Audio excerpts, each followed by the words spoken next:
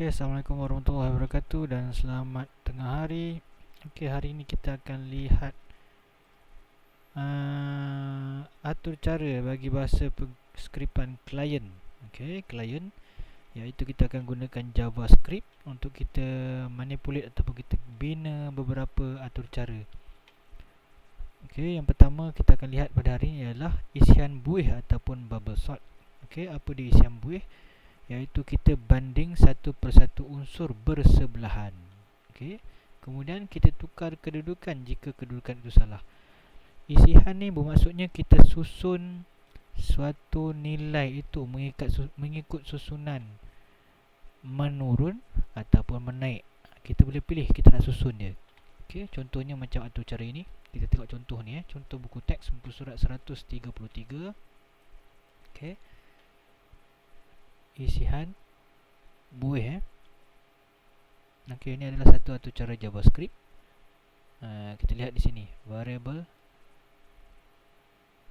number 51432. Okey, ini adalah satu tata susunan. Kalau kita ingat lagi pada tingkatan 4 dulu di dalam bab 1 Java, kita ada belajar tentang tata susunan, iaitu dia begini tata susunan tu Okey, cikgu dah siapkan satu tata susunan. Okey, ini dia tata susunan nombor. Okey, kita ada indeks dia 0, 1, 2, 3, 4. Nombor dia ada 5, 1, 4, 3, 2. 5, 1, 4, 3, 2 yang mana tidak tersusun. Okey, sekarang ni atur cara ini akan cuba menyusun nombor-nombor ini. Okey, kita kena ingat tata susunan dia ada indeks 0, 1, 2, 3, 4, 5 lah sampai habis, bermula dengan 0 Okey, kemudian variable bilangan nombor sama dengan nombor dot length, maksudnya berapa panjang tata susunan tadi. Kalau kita lihat tata susunan tadi, berapa panjang dia adalah ada berapa nombor? 1, 2, 3, 4, 5. Ada 5 nombor. So bilangan nombor adalah 5, iaitu panjang sama dengan bilangan nombor sama dengan berapa panjang. Berapa panjang tadi? 5 jumlah nombor dia adalah 5. Jadi bilangan nombor sekarang ni ada 5. Kemudian variable I dan juga J. Kemudian kita juga ada variable sementara. Variable sementara sama dengan nilai di dalam tata susunan nombor indeks 0. So tata susunan nombor indeks 0, nilai dia adalah 5. So sementara adalah 5. Okey, sekarang kita tengok bagaimana atur cara ini berfungsi untuk menyusun nombor mengikut isihan buih tadi Okey.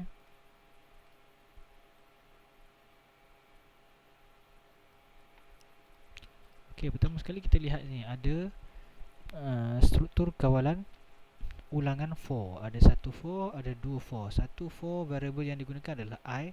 Satu lagi for variable yang digunakan adalah J, pemboleh ubah J dan juga I. Okey. Okey, for I sama dengan 0. Okey, ini kita panggil jadual surih, yang mana kita nak ataupun kita panggil trace table. Kita nak trace output dan sebagainya Okey, I sama dengan berapa? I sama dengan 0. So I adalah sekarang ni 0. Okey, I lebih kecil daripada bilangan nombor tolak 1. Bilangan nombor adalah 5. 5 tolak 1 sekarang ni 4. So I adalah bilangan nombor, I adalah lebih kecil daripada 4.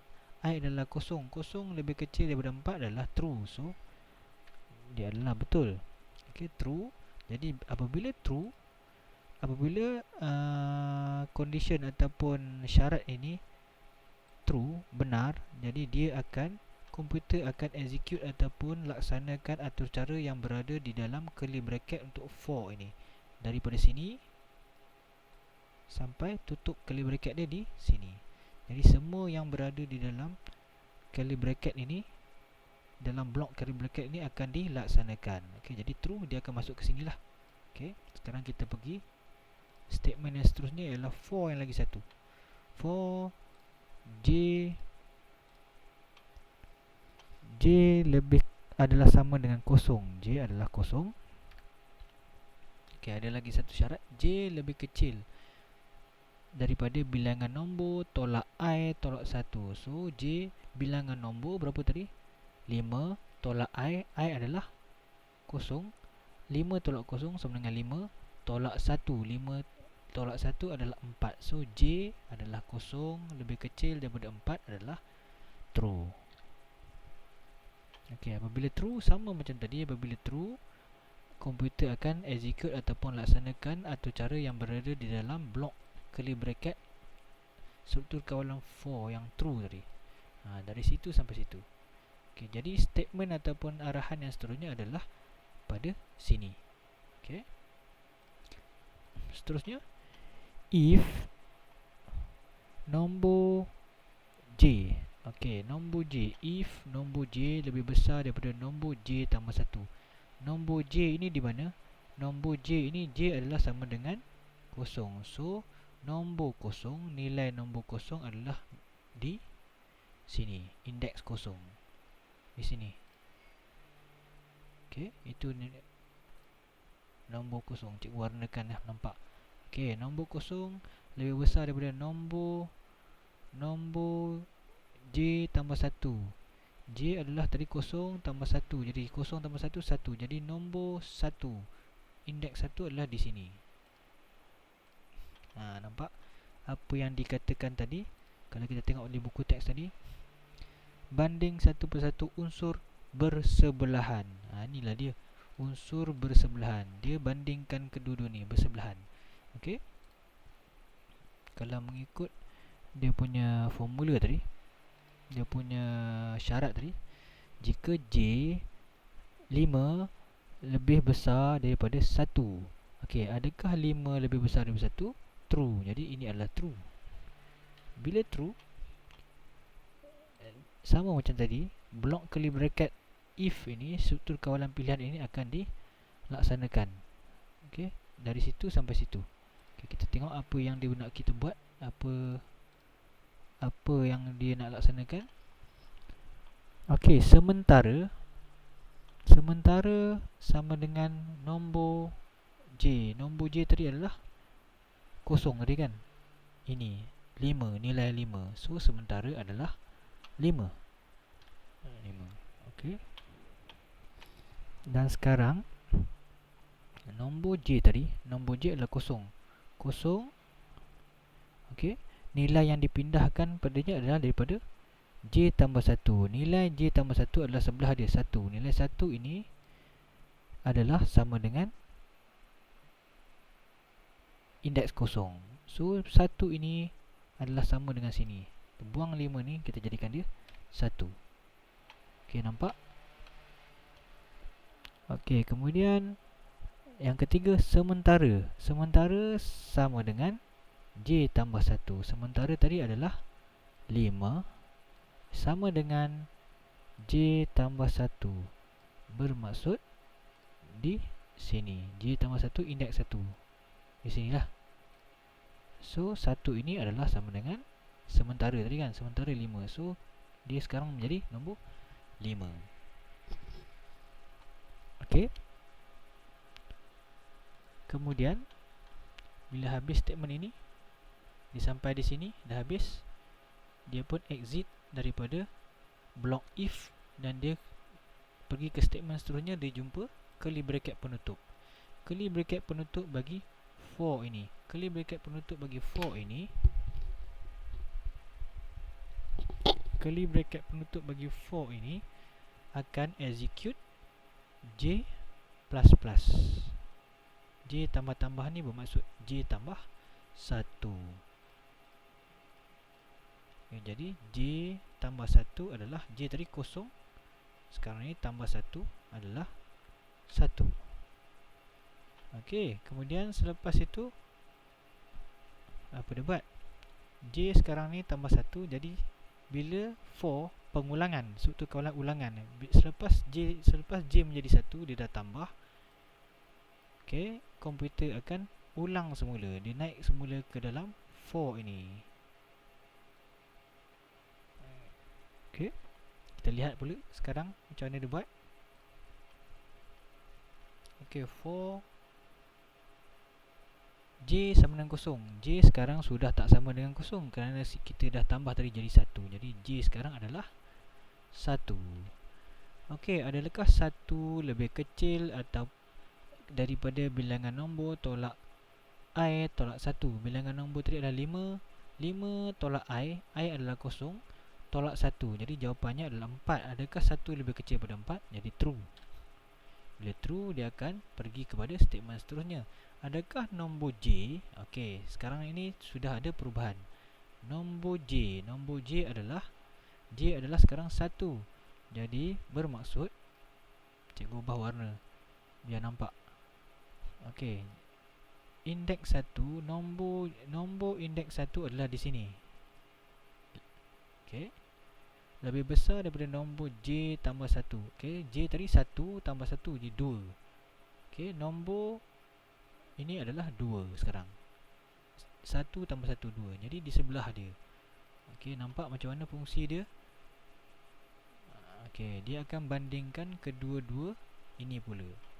Okey, adakah nombor J, adakah 5 lebih besar daripada 4? True. Jadi apa jadi bila true? Apa yang terjadi? Okey, sementara tadi adalah nombor 5. Okey. Nombor J adalah 5. Okey, nombor 1, sorry, J 1 kan 5. So sementara adalah masih lagi 5. Okey, kemudian J tambah 1 bermaksud ini adalah 2 tadi 2 nilai ada 4. Okey, 4 ini mesti dimasukkan ke dalam nombor indeks 1. Nombor indeks 1 di sini, jadi 4 adalah di sini. Okay, sementara adalah 5. 5 dipindahkan ataupun adalah sama dengan nombor indeks 1 tambah 1, 2 di sini. Jadi 5 adalah di sini. Okey, bila habis sini sama macam tadi, apa dia buat? Okey, dia akan jumpa curly bracket, dia akan buat J++. Sekarang J++ adalah 1 tambah 1, jadi 2. Jadi selepas itu dia akan ulang lagi. Okey, J sama dengan bukan lagi kosong, sekarang J adalah 2. Okey.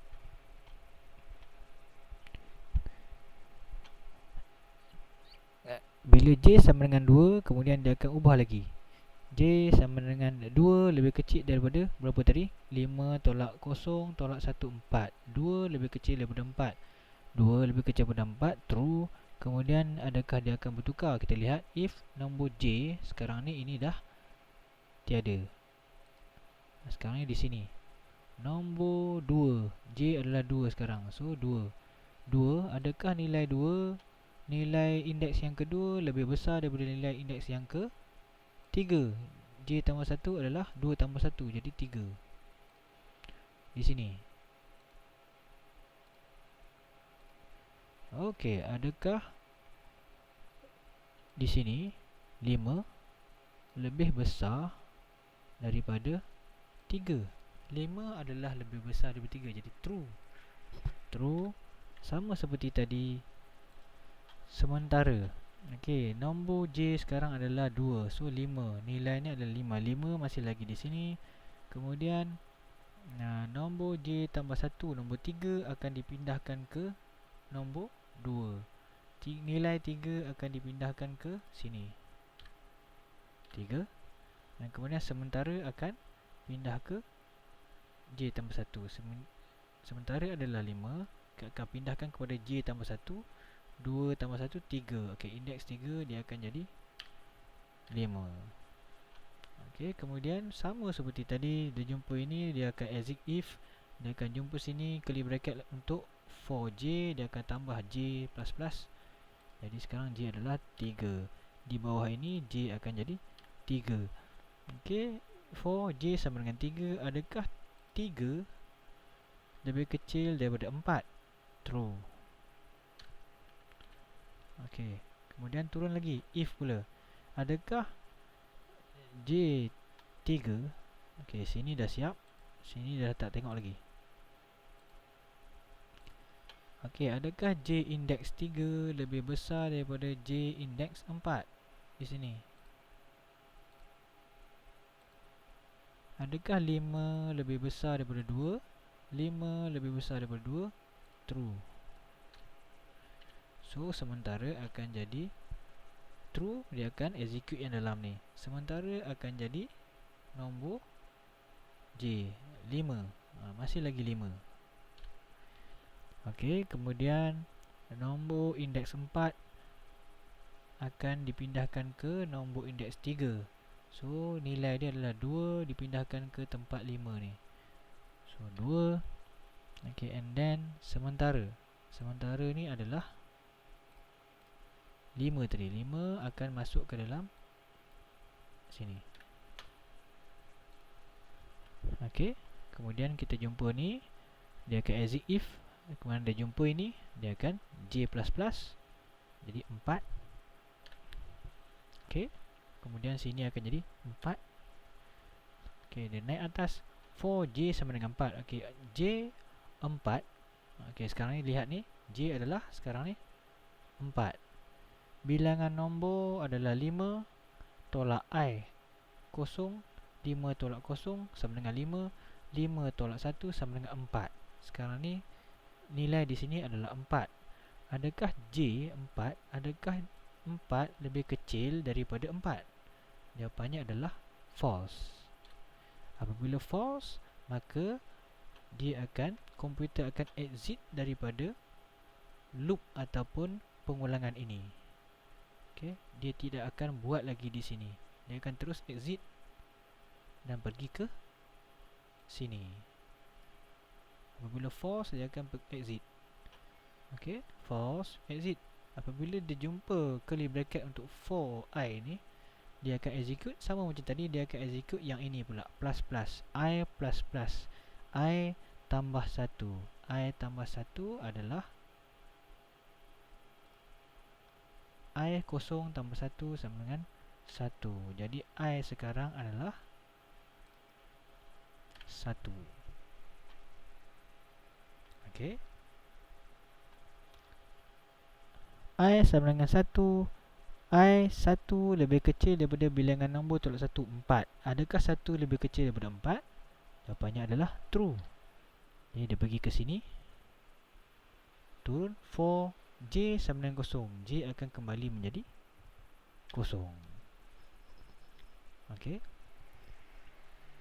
kenapa dia tak berhenti lagi? Kerana nombor ini masih lagi belum tersusun. Tadi baru round ataupun pusingan yang pertama. Sekarang dia masuk pusingan yang kedua. Okey, kosong. Okey, kosong lebih kecil daripada nombor tadi 5 tolak I. I sekarang sudah 1. 5 tolak 1 sama dengan 4. 4 tolak 1 sama dengan 3. Okey, adakah kosong lebih kecil daripada 3? True. Okey, sekarang dia sudah true. Bila true, sama dia akan buat macam tadi. Adakah nombor J, okey, nombor indeks kosong.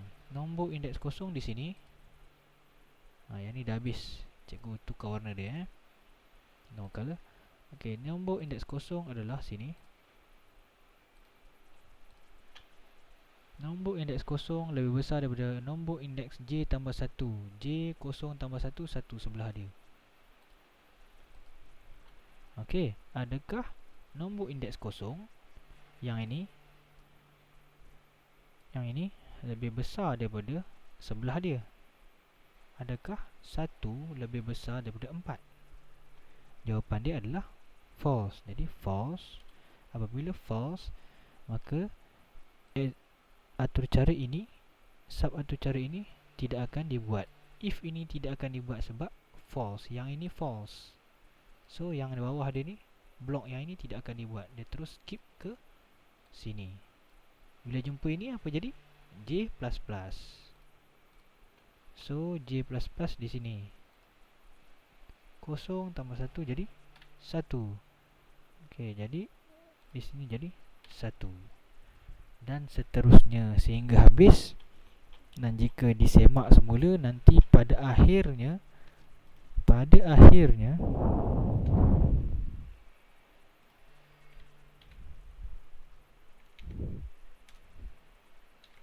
susunan ini akan menjadi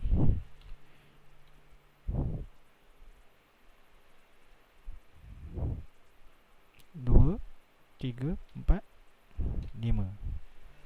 Okey. Susunan akan menjadi begini.